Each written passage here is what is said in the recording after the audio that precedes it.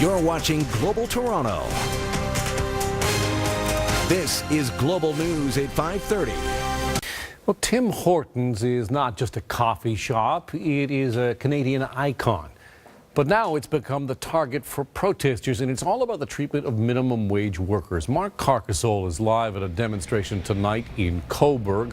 Mark, what's going on where you are? Well, Alan, this is one of about 16 protests at Tim Hortons locations across Ontario. They are rallying against recently announced cuts to workers' benefits and breaks, including at this location on Division Street in Cobourg. Now, protesters say they know this isn't happening everywhere and certainly not at every Tim Hortons. It's up to individual franchisees, but they worry that this is a sign of things to come around the province as the minimum wage increase kicks in. This was not your typical drive-through lineup. Protesters pulled into this Cobourg Tim Hortons not to buy food, but to send a message. No single mom, or single dad for that matter, should have to work 2 and 3 jobs just to put food on the table. Nobody who works an honest day's work every day, day in and out for 40 hours a week should have to worry about paying the bills at the end of the month. Ontario NDP leader Andrea Horwath joining forces with members of the Labour movement to call for franchisees to back off on what they say are measures meant to punish workers for the minimum wage increase. And what's frustrating, I think, for a lot of folks is that it leaves workers still having to try to fight for something they should have been getting a long time ago, which is a decent minimum wage in the province of Ontario.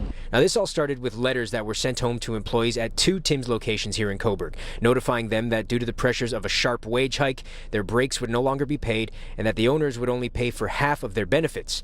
Tim's corporate essentially washing their hands of it all, issuing a statement blaming the controversy on a reckless few franchise owners, despite claims of bullying from everyone up to the premier. But those protesting the move say that doesn't make it right either. I am a Tim Hortons customer, but that's going to change if they don't change their views and how they're treating their workers. If they don't fix this, I'll never shop at Tim's again in my life.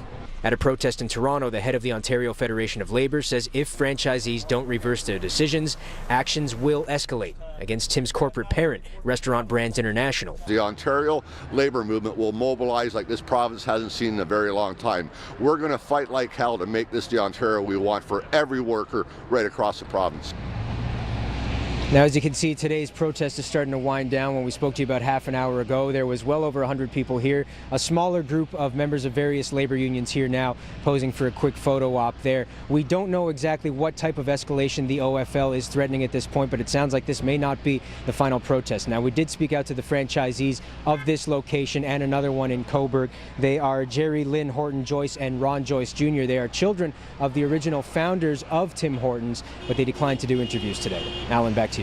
Mark Carcassole live in Cobourg for us.